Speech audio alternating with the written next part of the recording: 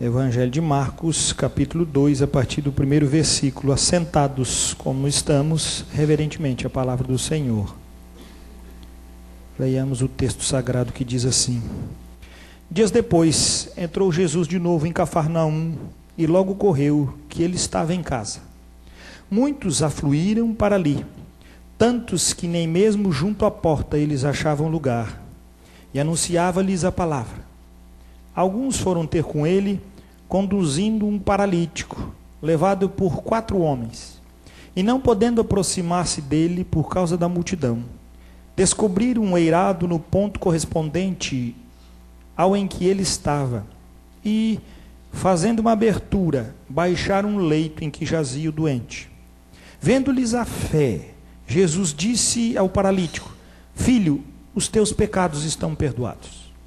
Mas alguns dos escribas estavam assentados ali e arrazoavam em seu coração: por que fala ele deste modo? Isto é blasfêmia. Quem pode perdoar pecados senão um, que é Deus? E Jesus, percebendo logo por seu espírito que eles assim arrazoavam, disse-lhes: por que arrazoais sobre estas coisas em vosso coração? Qual é mais fácil? Dizer ao paralítico: estão perdoados os teus pecados, ou dizer: levanta-te, toma o teu leito e anda?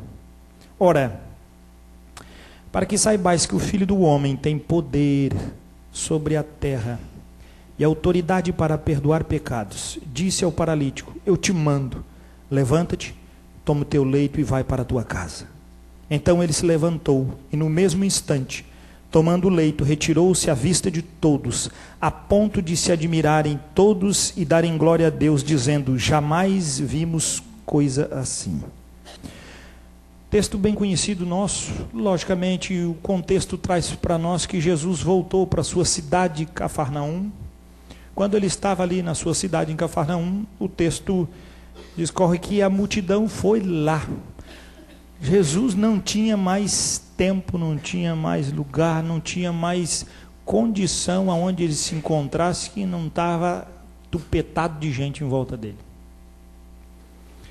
Mas nesse tempo, a palavra do Senhor diz para nós que haviam nessa região, e nós vamos ver alguns capítulos depois, que vêm fariseus de Jerusalém, porque estavam ali as pessoas, os fariseus, os partidos políticos e também religiosos de sua época, que estavam ali em comum, em aceitação, estavam ali percebendo o que estava acontecendo em Cafarnaum.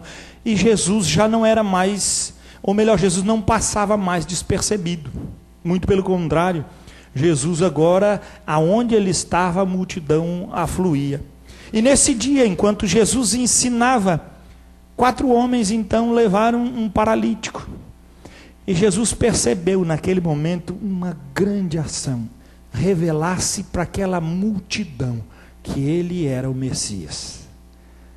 A sua ação naquele momento, e nenhuma é de ocultar ou de fazer alguma coisa, mas é explícito esse momento que Jesus traz.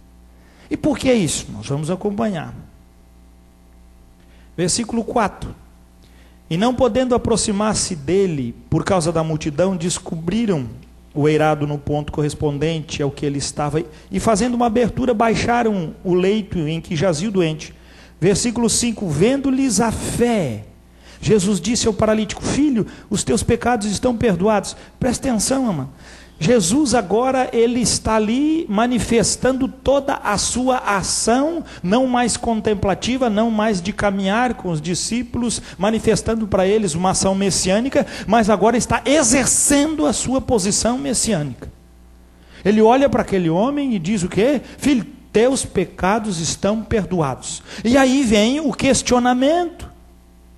Versículo 6, mas alguns dos escribas estavam assentados ali e arrazoavam no seu coração, começaram as catracas na cabeça, começou, cara, mas ele perdoa pecados. Eles estavam errados no seu conceito? Não, porque o texto diz, isso é blasfêmia, e a palavra diz, verdadeiramente lá no Antigo Testamento, que o único que tem poder para perdoar pecados era quem? Era Deus. Ou se não fosse Deus ali perdoando pecados, era uma blasfêmia gigantesca. digna e passível conforme a lei de morte. E Jesus ia chegar assim: gente, eu estou aqui, eu vou morrer, você pode me matar, chegou a hora. Não era nesse sentido.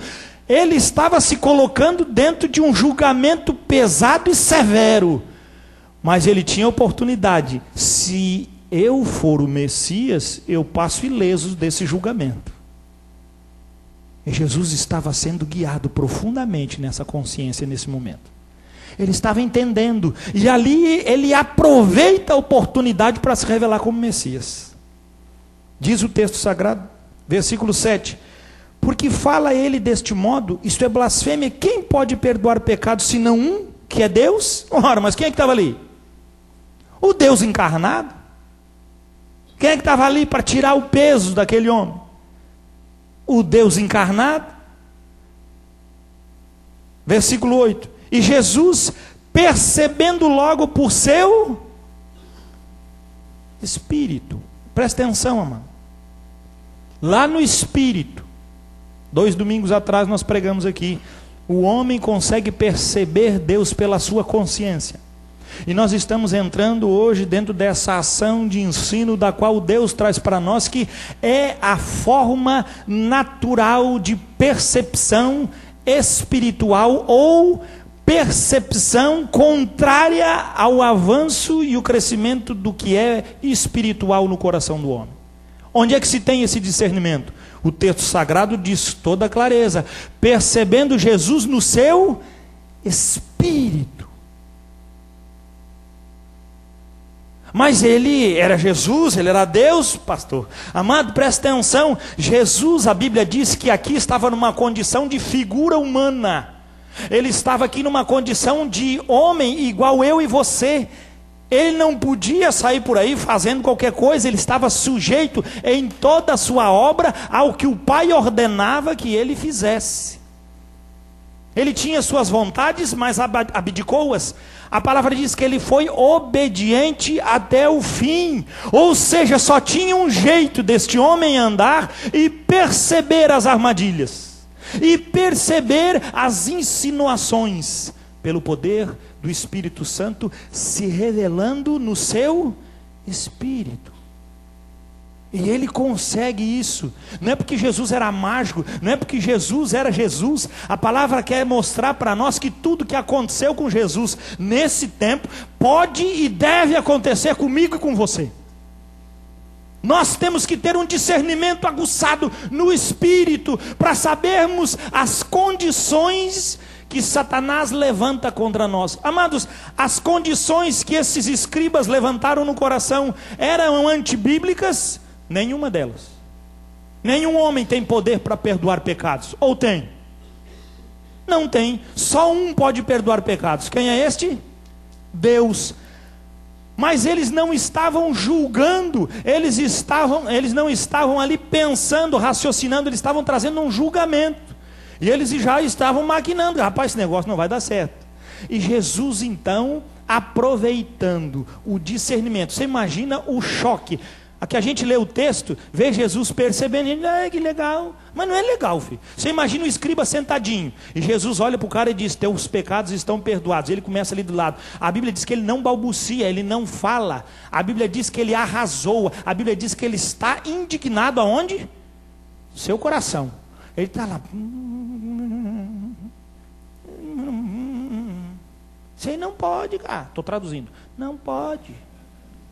É só Deus que perdoa pecados. E Jesus olha para eles e diz: por que arrazoais no vosso coração? O que é isso, cara? A gente que não está lá no contexto, meu filho. Você imaginou? Ele vira para o pessoal e diz assim: por que vocês estão aí duvidando do que eu estou falando? O que é mais fácil? Dizer teus pecados estão perdoados? Claro que é mais fácil. Ou dizer este paralítico: levanta-te e anda. Aí os caras começaram, imagina as catracas lá, rapaz, esse negócio vai ficar bom agora. Porque dizer teus pecados estão perdoados é fácil, você fala e deu. Se perdoou ou não, ninguém sabe, ninguém viu. Não é verdade? É interno. Ninguém pode lá, dá licença que eu quero ver aí no coração. Ainda está ali o pecado, não perdoa coisa nenhuma. Não tem como ver. Perdoou, não perdoou, ninguém sabe. Mas Jesus traz. O que é mais fácil? para que todos vós saibam que o Filho do Homem tem poder e autoridade para perdoar pecados. Eu te ordeno, homem, levanta-te, toma teu leito e vai embora. E a palavra do Senhor diz que ele se levantou, pegou o leito e foi. Sabe o que o texto está dizendo? Está dizendo que ali o Messias, e ele fala para que todos saibam que o Filho do Homem toma um nome profético, e ele diz, agora ele se revela como Messias, diante de toda a Cafarnaum, dentro de sua casa. Revela para os outros. Alguns estudiosos dizem que era a casa de Pedro, não acredito, acho que era mais o seu cantinho dele, porque ele morava em Cafarnaum. E eles dizem então com o seu coração, levanta, homem, e vai. Amados, Deus tem tanta coisa para fazer na nossa vida, Deus tem tantas coisas para revelar em nós, mas nós continuamos pedindo que Deus se revele em sentimentos, pedindo que Deus se revele na nossa mente. Isso é conhecimento. Hoje de manhã na EBD tratamos disso. Nós queremos que Deus se revele, e o que for manifestado será pleno, se Ele revelasse no Espírito, trazendo para nós uma consciência da verdade, interagindo verdadeiramente num reino de transformação. Porque Jesus, quando apresenta-se para este moço, ele o chama de filho e ordena naquele momento que os seus pecados estão perdoados. Ele assume a sua condição verdadeira de Messias, de Deus que se fez carne, e assume a sua posição. Mas ele revela toda a sua glória, todo o seu mover, quando o seu espírito reverbera, repercute, orienta, diz para ele fazer. E nós precisamos disso, ter um espírito ativo, um espírito onde os nossos ouvidos estão aguçados para percebermos. Termos um lado espiritual que sobrepõe-se o lado da carne. Ter uma consciência espiritual que verdadeiramente está placada, dominada pelo sangue de Jesus, empapada, banhada, livre. Aí podemos usufruir desta consciência, podemos usufruir desta comunhão, da qual Jesus anuncia o Evangelho, não no mover consciente, na questão de mente, mas no mover de consciência, o Espírito revelando a ele. Isso é fantástico. A gente pode dizer, puxa, mas Jesus era bom. Meu filho, Jesus veio como homem, e ele deu o exemplo para que todas as coisas que ele fez como homem, nós como homens em Cristo Jesus, possamos realizá-las e fazê-las. Mas no Espírito, porque foi ali que ele foi tocado. Foi ali que ele verdadeiramente se revelou, porque o espírito dele estava convicto do discernimento que o Pai lhe orientou naquela hora, sabendo que era a atitude a ser tomada. Mas precisamos muitas vezes entender, agora na cachola, para perceber toda a vocação que envolve uma consciência, um espírito livre e desimpedido. 1 Coríntios capítulo 8, versículo 7. Paulo, neste capítulo, está se referindo aos ídolos. E ele diz que os ídolos formam-se amarras a condições sacrificadas. 1 Coríntios 8, capítulo 8, versículo 7. E ele está falando dos ímpios. Veja o que diz, capítulo 8 de 1 Coríntios, versículo 7. Entretanto, não há esse conhecimento em todos, porque alguns, por efeito do quê? Da familiaridade, até agora com o ídolo, ainda comem dessas coisas como a ele sacrificadas, e a consciência destes, por ser o quê? Fraca, vem a... O que diz o texto? Contaminar-se. Paulo está dizendo que a turma de Corinto sacrificava ídolos, mas Era aquela consciência de que meu pai é meu avô, meu avô foi, meu bisa. Era a consciência daquele povo. E aquele ídolo era algo familiarizado entre eles. E ele diz que muitos se convertiam, mas continuavam misturando isso. E a Bíblia diz que eles misturavam, não conseguiam usufruir de uma libertação plena, da ação de Deus num espírito com grande discernimento. Por quê? Porque a consciência deles era fraca. O que é a consciência? Nosso lado espiritual. A nossa ação de percepção e de discernimento das coisas de Deus. Se nós não temos isso, como é que nós vamos ver? Eles então agiam de uma forma estranha, agiam de uma forma mais pelo convívio familiar do que pela obra de Deus revelada. Pastor, mas isso pode acontecer? E eu sempre disse, nós evangélicos no Brasil, como fala o grande professor Reinaldo Purim, que sempre falou nos anos 50, no Seminário Batista do Sul, no Rio de Janeiro, dizendo que o catolicismo, nós saímos do catolicismo, mas o catolicismo não saiu de nós. Nós somos familiarizados com as mesmas coisas. E não tem condição, rapaz. Nós tentamos fazer, muda, vai, volta, mas não adianta. É enraizado. Isso aí é familiarizado. É verdade, meu filho. Um monte de coisa nossa que é impregnada.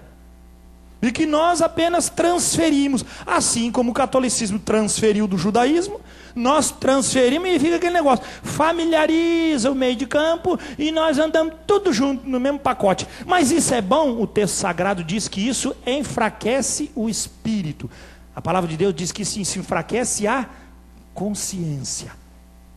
Isso faz com que nós não consigamos ver de forma clara, portanto, sem discernimento das coisas que estão acontecendo entre nós.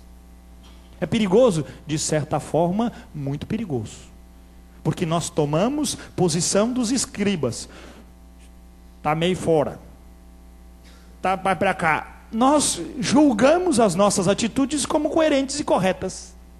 Enquanto que o nosso julgamento, a palavra diz que não tem valor nenhum. O julgamento reto e perfeito é o julgamento que vem de Deus. Ele deu a nós o seu Espírito e vivificou agora um Espírito inabalável dentro do nosso coração, para que possamos servir a Deus agora de maneira livre e desimpedida. Hebreus capítulo 9, versículo 14. Ou melhor, versículo 13 e 14. Hebreus, capítulo 9, versículo 13 e 14, diz assim o texto sagrado: portanto, se o sangue de bodes e de touros e a cinza de uma novilha, aspergidos sobre os contaminados, os santificam, quanto à purificação da carne. Está bem claro isso, meu filho? Era um ritual que se fazia para purificar a carne, para que estes pudessem se chegar diante de Deus para o sacrifício. O cara, antes de entrar lá, água nele. Passava água benta no cara. A Igreja Católica traz isso para dentro do catolicismo. Hoje nós não jogamos água, mas botamos no copo e damos para o povo beber. Trouxemos para dentro do evangélico isso. É familiarizar, meu. Eu não estou dizendo que é errado, que é certo, não estou fazendo uma apologia contra nem a favor. Só estou dizendo a realidade dos fatos. Isso tudo enfraquece a consciência. Deixa-nos amarrados à familiarização e não desimpedidos. Eu gosto quando Jesus diz: aquele que me ama, larga pai, mãe, chuta o pau da barraca e me segue. Esse é o que me ama. O reino de Deus não tem meia boca. Mas eu tenho que levar o pai junto. Vai para o inferno com o pai então, desgraçado. O cara não consegue se largar, cara. O filho, eu quero ir para missões. O pai, não vai não. Tem tanta gente para ir para missões. Logo tu, meu filho. Vai-te embora, meu filho. Já devia ter ido. Mas nós não conseguimos. Porque a ação familiarizada, ela traz para nós consciência fraca. E você pensa que você está muito longe? Nós temos mães ruins demais na nossa igreja, porque caminham pelo sentimento. Eu amo meu filho. Meu filho, às vezes, amar o filho é dar uma burdoada no pé do vidro. E vai quebrar o pé de feijão que está lá dentro, antes que nasça. Às vezes, ser duro é saúde. E a palavra do Senhor diz: meu filho, não menosprezes a Deus quando Ele te corrige, porque o pai, quando corrige, ama.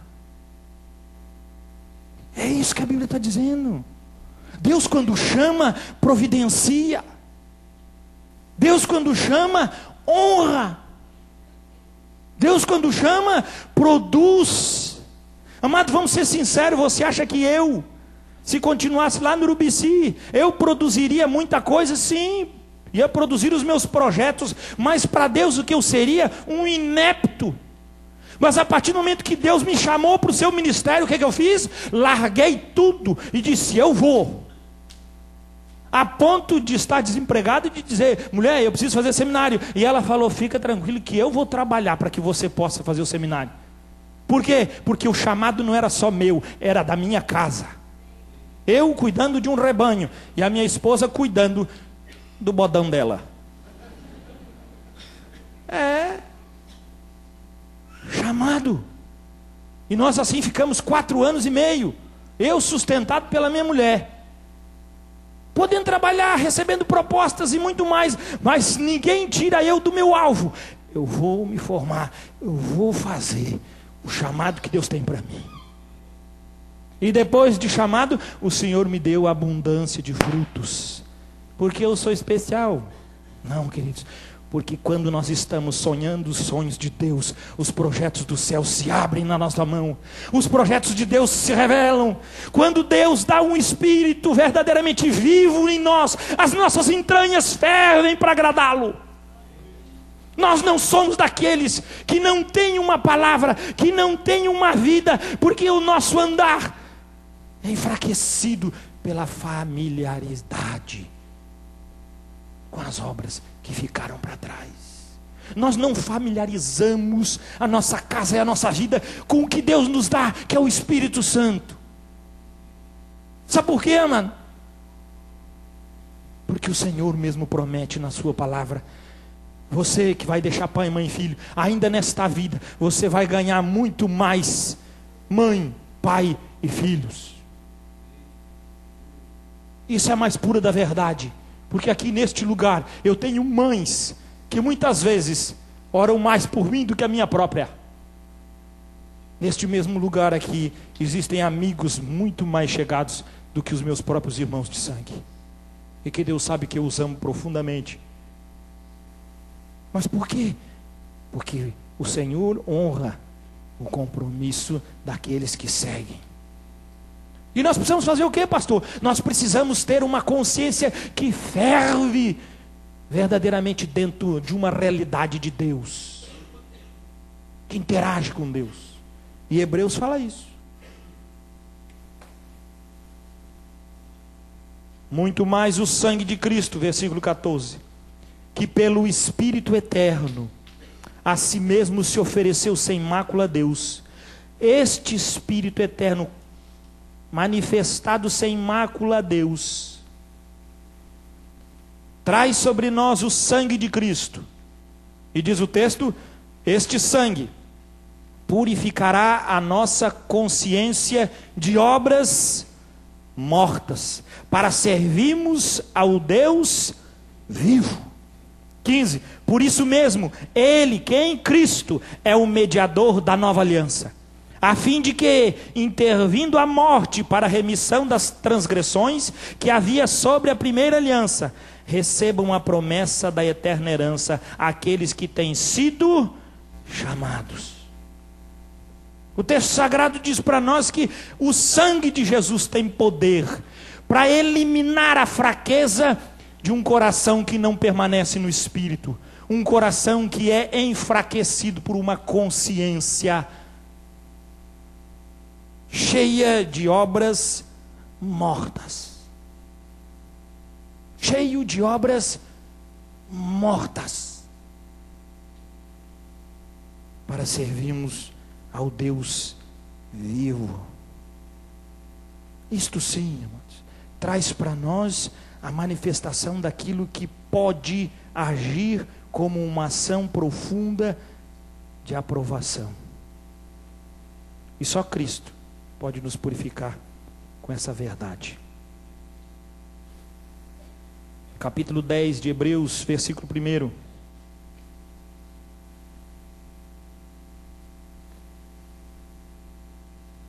Ora, visto que a lei tem sombra dos bens vindouros, não a imagem real das coisas, nunca jamais pôde tornar perfeitos os ofertantes, com os mesmos sacrifícios que ano após ano perpetuamente eles oferecem. Versículo 2: Doutra sorte, não teriam cessado de ser oferecidos, porquanto os que prestam culto, tendo sido purificados uma vez por todas, não mais teriam consciência de pecados? Eu gosto, se a lei e o sacrifício tirasse, estavam purificados pelos sacrifícios exercidos. Mas nós recebemos um sangue excelente, puro, que vai muito além disso. Algo sobrenatural, que não é apenas pela palavra que se evidencia, mas a palavra testifica na lei impressa no nosso espírito, a qual respondemos a Deus nesta mesma tomada, e o Espírito de Deus nos orienta para que possamos agora obedecer no Espírito e revelarmos quem? Quem revela pela consciência o seu andar, revela o que nós vimos em Marcos 2, o Filho de Deus, o Deus que tem poder de perdoar pecados.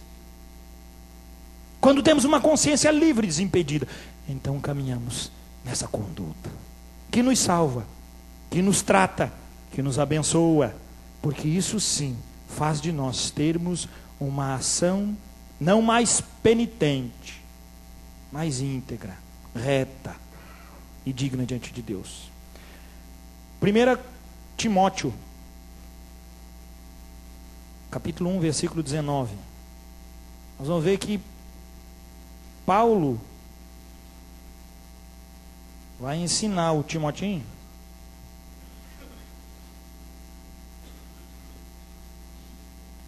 a manter firme a boa consciência, porque ele sabe que ali é o produto do engano.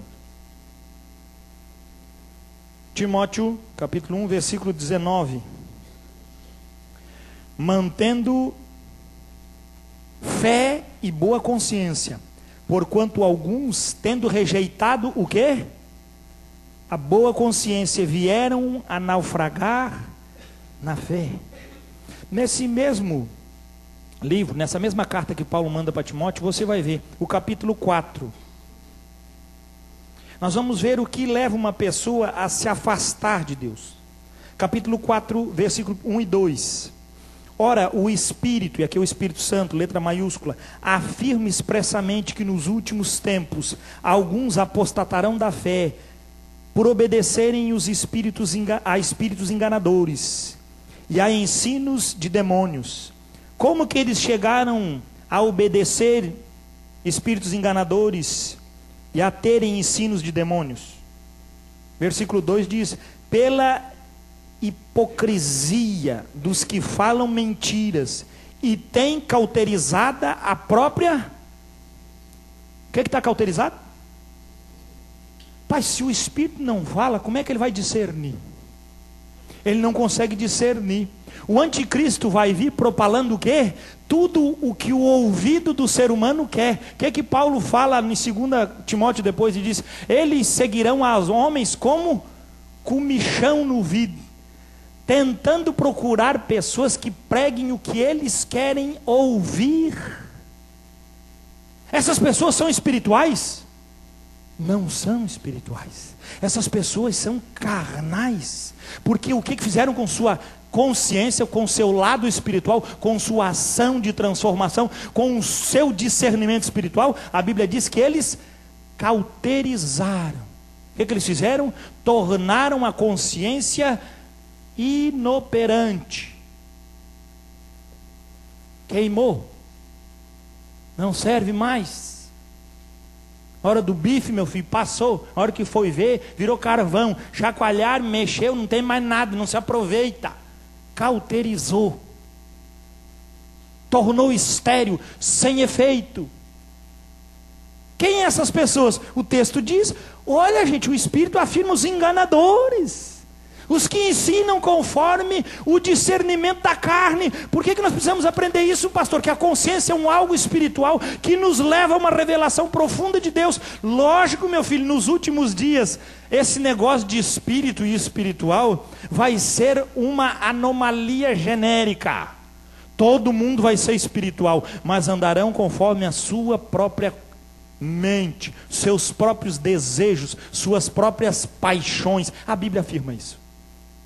E como é que nós vamos conseguir discernir isso? Simples, assim como Jesus estava lá. Disse para o paralítico, teus pecados não perdoados. Vocês estão aí dizendo que não posso? Que é mais fácil, perdoar pecado ou mandar ele ficar em pé? Aí os caras devem ter pensado, minha filha, perder pecado é mais fácil. Então, para que todos saibam que o Filho do Homem tem autoridade para perdoar pecados, o paralítico, levanta e vaza. Bota a culpa do braço e vai embora. Porque se chega diante de Deus com fé, o que Deus restaura? Uma consciência. Mas a palavra de Deus diz que eles terão a mente cauterizada, a consciência cauterizada. 3, versículo 9, mesmo carta aí de Paulo para Timóteo. Conservando o mistério da fé com a consciência limpa. Veja bem, irmão, se isso que o pastor está dizendo não é muito sério. 2 domingos atrás eu já trouxe falando que a consciência é a parte espiritual nossa, uma das facetas da parte espiritual. Por isso, se você não veio 2 domingos, pode estar meio boiando, mas vai entender também. O Espírito ajuda o cara na sua fraqueza. Agora veja, nesse contexto, dentro do mundo, a visão de consciência não é isso. A visão de consciência é um coração aliviado. É um coração aliviado. Eu tinha que fazer isso, eu vou e faço e o meu coração se alivia. Minha consciência ficou aliviada. Meu filho, consciência aliviada não é a mesma coisa. Mas não é mesmo. Um espírito é incandescente. Por isso que eu digo, crente que tem um espírito em inércia, um espírito que não orienta mais ele, um espírito que não o leva à congregação dos santos, rapaz, pode ser qualquer coisa, menos santo esse espírito aí. Não tem cabimento. Porque o que é de Deus, há um mover. Gente, há uma pessoa habitando em nós, e a Bíblia diz que é o Espírito Santo, e ela interage, e ele interage no nosso espírito, ele incendeia a nossa consciência, e ele nos move para Deus. Mas o mundo consegue deturpar a consciência e trazer a um nível de um discernimento do coração. Por exemplo, eu pego o Petrus e peço para ele R$100 emprestado. E depois de um tempo, eu passo um mês e eu começo a ficar com vergonha que eu não tenho dinheiro para pagar. Aí o Petrus olha para mim e já vê que eu fico tudo... E aí o Petrus diz, pastor, o senhor não precisa mais pagar os R$100. O que eu vou ter? Um alívio de consciência. Não, meu filho, você tem um alívio justamente porque a consciência te acusa. Isso é uma posição que nós entendemos como homens, mas você sabia que biblicamente, aonde há uma dívida é necessário que haja uma reparação? Você não sabia disso não? Eu roubei, mas agora não posso, repara. A lei dizia, faça o possível para haver reparação, porque quando se repara dentro da igreja, manifesta a justiça de Deus. E aí eu digo, Pedro, muito obrigado. Eu não sei se eu ia poder mesmo pagar. Isso é engano para a mente, isso é cauterizar o espírito. Como, pastor? Simples, querido. Simples. Porque diante de Deus, alguém vai arcar com aquele prejuízo. Quem é que ficou com o prejuízo? Ele. Ele. Mas ele levou a consequência, assumindo e por amor a mim, traz o perdão de uma dívida, da qual eu devia a ele. Como um cristão, eu devo dizer, meu querido, eu quero reparar isto com você. Isso é consciência ativa. A consciência do mundo diz: ah, que beleza, vou pedir agora para o Yuri 100 conto, que ele também vai ficar assim, e daqui a pouco ele me dá mais 100. Isso é a consciência de sem vergonha. Mas a igreja trabalha assim com Deus. Ou estou mentindo? Peca, chega em Deus, Deus, o senhor sabe, né? A carne é fraca. Aconteceu. Mas eu estou aqui no sangue de Jesus, dá para dar uma purificada aí? O que o senhor acha? Dá? Beleza, fiz a minha parte. Fui lá e confessei o meu pecado para Deus. Assim que nós fizemos? Meu filho, presta atenção, cara. Toda dívida precisa ter uma reparação. Mas nós não temos essa consciência. Por que não temos essa consciência?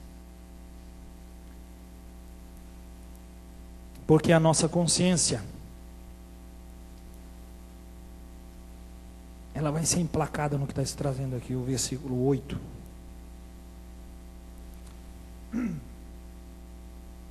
Semelhantemente, quanto ao diácono ou a diáconos, é necessário que sejam respeitáveis de uma só palavra, não inclinados a muito vinho.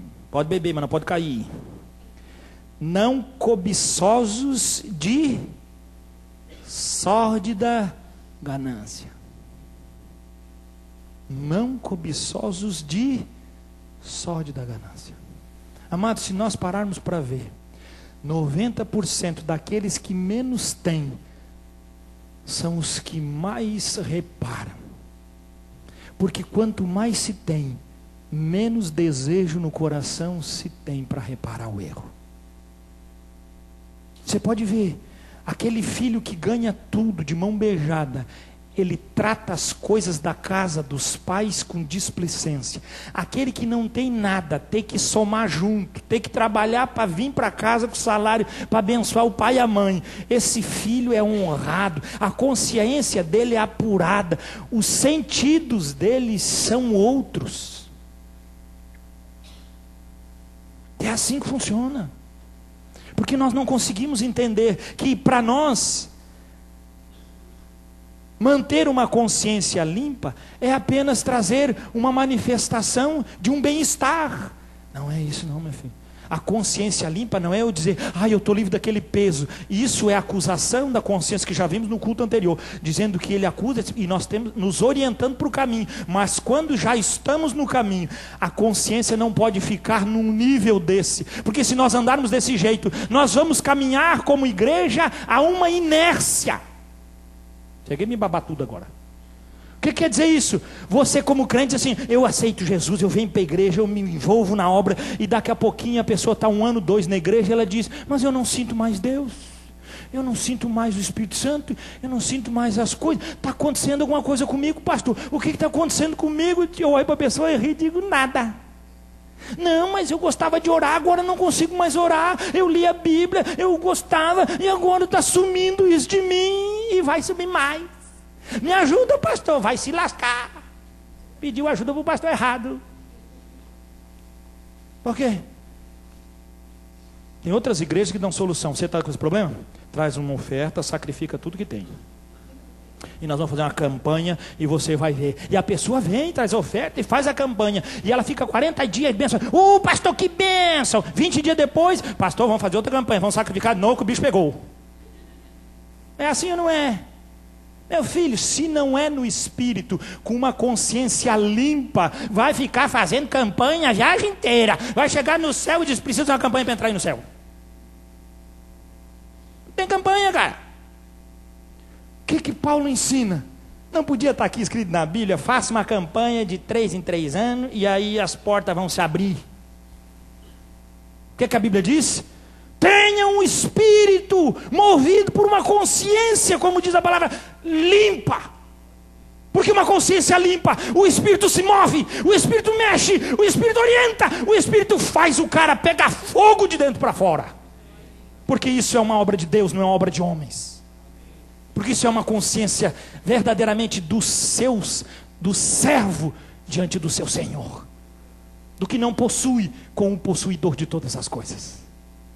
Com a força da transformação de um Deus que move a sua igreja os seus filhos para perto de si. Por amor. Por amor. Deus não vai mudar a sua palavra para que você fique um pouquinho melhor. Eu quero é que tu se lasque, gambazão. Eu quero é que tu sofra, porque nós só conseguimos perceber que nossa consciência é inepta, ela está ficando cauterizada quando nós nos deparamos com a morte, quando nós nos deparamos com o fracasso, quando nós fizemos tudo. E aí eu saio, de vez em quando saio na rua, tem uns crentinhos, bunda mole, uns crentes que puxam em casa, Janice puxa minhas orelhas. Não pode falar essas coisas na igreja. Eu chamo de bunda mole. O que são bunda mole? Uma raiva de gente de bunda mole. Não vou falar mais bunda mole. Pronto. Eu tô chateado com a igreja. Eu tô chateado com... Rapaz, eu nunca vi, cara. Eu nunca vi um homem espiritual chateado. Pegaram o Atmani. Ele estava em Hong Kong livre. E ele disse, eu vou voltar para a China. Não, rapaz, fica aqui. Meu país foi dominado pelo comunismo, eu vou voltar para lá. Vou para Pequim, se for para Pequim, eles vão te prender, não tem problema. Pegaram então, esse homem foi para Pequim. Ficou 2 anos pregando o evangelho. Num culto, prendem ele. O que é que faz com ele? Vai para a jaula, cara. Ficou afofando numa jaula 20 anos. Recebia uma visita no começo por ano. E quando recebia visita era da sua esposa. E a esposa, todas as vezes que sai da cadeia, diz: o rosto do meu marido está brilhando como o rosto de um anjo. Um homem espiritual, bota ele na cadeia, ele glorifica a Deus e brilha. Bota ele no meio de circunstâncias difíceis, ele taca fogo. Faz que nem Paulo. Paulo era tão perigoso que amarrava o Paulo e botava 2, conta a tradição, 2 guardas pretorianos, a elite romana, um de um lado e do outro. E ele ficava ali, cara, não tem ninguém para pregar, vocês 2 vão para o inferno. O bicho vai pegar. E os guardas ali 4 horas, cara. E Paulo ali, mas olha, vai, numa das cartas ele diz: saudai a igreja de Cristo que está em Roma, e a todos os nossos irmãos da guarda. Essa coisa aí. Pretoriana. Que benção, cara. Os caras chegavam ali, Paulo foi, meu filho. Mas aonde está o Espírito Santo? A transformação, igreja. Se na sua casa não tem transformação, porque falta do Espírito Santo. Se na sua vida está falta do Espírito Santo. E eu não quero pregar outra coisa nessa noite. Se não quero dizer do céu, igreja, abra teu coração. O Espírito Santo quer transbordar na sua vida. O Espírito Santo quer mudar você. O Espírito Santo quer fazer de você um homem espiritual, que tem uma consciência limpa, que consegue discernir os caminhos das trevas e que consegue andar por cima delas no poder do Senhor. Que mensagem avivada, né? Ô pastor, isso é uma mensagem avivada. Isso não é uma mensagem avivada, isso é uma mensagem da realidade de Deus. E nós precisamos da realidade de Deus. Nós precisamos da consciência de Deus impregnada em nós, como uma vida verdadeiramente transformadora. O povo de Deus tem que andar com uma consciência limpa, porque quando o diabo montar as suas arapucas, as suas armadilhas, e nós vamos botar o pé, eu digo, não vou botar o pé aí, não, vou para cá, porque o Espírito me diz que eu não devo andar ali. Quando virem as propostas ruins, o que é cheio do Espírito, que anda no Espírito, ele tem uma consciência limpa. E Deus age aonde? No meio da sujeira, ou onde está limpo? Aonde está limpo, purificado. Por isso o texto de Hebreus diz, quando o povo se aproximava para oferecer o sacrifício, ele tinha que fazer o que primeiro? Ser banhado pela água. Como um símbolo, dizendo para entrar adiante. Pode não. A palavra diz, você pode procurar isso lá em Deuteronômio. O exército de Israel, se um soldado de noite vazou, deu lá um probleminha nele lá, ele ficava fora do arraial, tinha um lugar, ele ficava lá. Quando o sol começava à tarde a cair, ele ia, tomava banho, lavava suas vestes, e quando o sol se punha, ele estava purificado dentro do arraial. Por que Deus fazia isso com o povo? Porque ele disse para o povo: vocês vão ganhar toda a batalha e eu vou junto com vocês. Mas sabem de uma coisa, eu vou se vocês forem puros. Se todo o exército for puro. Se tiver ímpio aqui no meio, não vai. E aí ele diz, no meio do arraial de vocês, quando se prepararem, deixem um caminho. E aquele caminho, os caras levavam lança, escudo e uma pazinha. ou espada e uma pá. Para que a pá? Deus disse: eu sou o Senhor que anda no meio de vós. Quando você passar por maus bocados, passe por aquele caminho, vai para fora do arraial, faça um buraco, alivia a tripa, tapa e volta, porque Deus não é Deus que fica andando no meio da sujeira.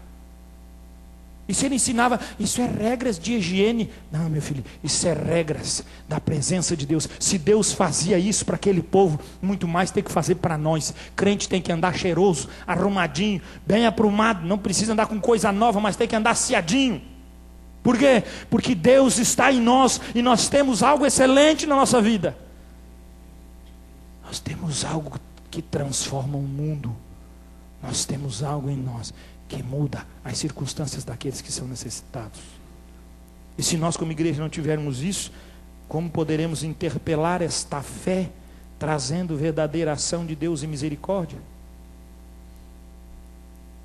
A palavra diz que os ímpios cauterizaram isso, porque não podem ser iluminados, porque a iluminação espiritual se deu a um guia falso, se dá a uma orientação errada. Mas nós temos o Espírito que nos orienta para andarmos e discernirmos até o que está sendo arrazoado dentro do coração.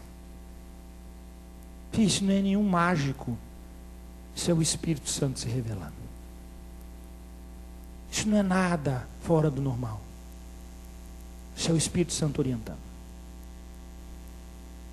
Eu era pastor do Campeche e teve uma senhora jovem que foi pedir para mim um conselho. Quando ela entrou no gabinete, o Espírito Santo disse para mim: é o Espírito lá dentro, corre que o bicho vai pegar. Será que está acontecendo uma coisa aqui nesse negócio? E então eu levei ela para uma sala que eu ficava longe, via Janice, a porta da casa pastoral, a porta e eu.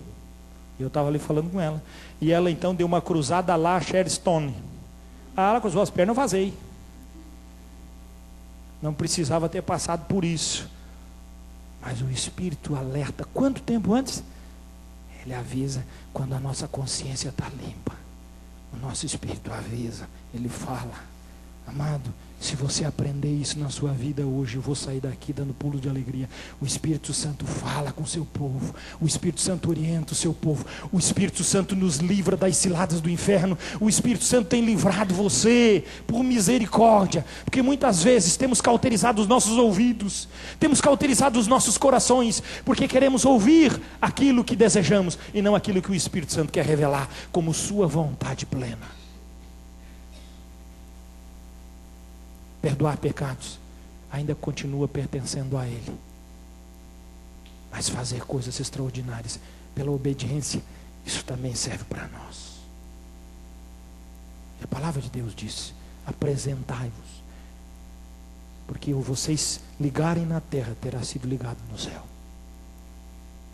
Isso é o poder da igreja, viva, atuante, cheia da ministração do Espírito Santo. Vamos continuar nessa batida, porque eu ainda tenho muita coisa para ensinar para nós. E eu vou aprender muito mais. Mas nós precisamos acordar-nos. Não confunda alívios sentimentais com consciência espiritual. Tenha verdadeiramente um mover. E quando eu falo para você reparar algo, você vai ver que isso vai lá no profundo do seu coração. E vem. É aquela oferta. Que nós vamos dar uma oferta para Deus. Dá dízimo. O cara vai lá, bota assim no cheque, coloca ali. Não tem sentimento. Rapaz, eu não consigo entender. Todo mês, quando eu separo a minha oferta e trago para a igreja, o meu coração tem sentimento. Não sei o seu, mas o meu tem. Muitos têm sentimento. É sentimento errado, mas é. Eu estou falando sentimento espiritual, cara. Que se eu for trazer um sentimento, meu coração ficou pesado, não dou. Por isso, o meu Deus conhece, e Ele sabe que quando eu trago a minha oferta e coloco no gasofilácio, não é uma alegria aqui, é algo lá dentro, no meu espírito, que se alegra. Isso é dizer, obrigado, Senhor. mês que vem, ou se não, daqui a pouco, vem mais, porque isso me alegra. Isso não é uma oferta dada como um compromisso. Isso é uma oferta dada com ações de graças. Isso é algo que mexe com o que nós temos lá dentro. O povo de Israel perdeu isso e trazia para oferecer para o Senhor, dá uma ovelha cega, coxa, e chegavam diante do sacerdote e diziam, está aqui, ó, nós viemos sacrificar o Senhor. Não tem nada melhor, eu que está aí, tá bom. Aí Deus chega para Malaquias e diz, isso é oferta que se apresente diante de mim. Oxalá, diz o texto sagrado, que vocês fossem ao governador, leva essa ovelha quebrada lá e diz, ó governador, nós queremos levar para o senhor, cheio daquele azulão de bicheira, raspada a metade, a perna troncha, diz, mas nós trouxemos aqui, que a coitada da ovelha não pode nem correr da mosca, não pode nem correr da mosca, tomada de bicho, e leva para o governador para tu ver. Deus diz, leva para ele para você ver. Amado, se nós não temos uma consciência renovada e limpa, isso quer dizer que a nossa consciência está suja. E se a nossa consciência está suja, Deus não pode falar no nosso espírito, não pode discernir. Por misericórdia Ele está berrando, mas hoje Ele tem, pelo sangue de Jesus, o poder que pode limpar a nossa consciência, pode trazer o nosso coração a uma obediência que verdadeiramente repercute como ações de graças. Pastor, eu não tenho nada para oferecer ao Senhor. Meu querido, entregue teu coração, porque Ele vai receber com a mesma alegria. Entregue a tua consciência, porque Ele quer gerar em você um poder extraordinário. Mova a tua vida, porque Deus move o nosso ser.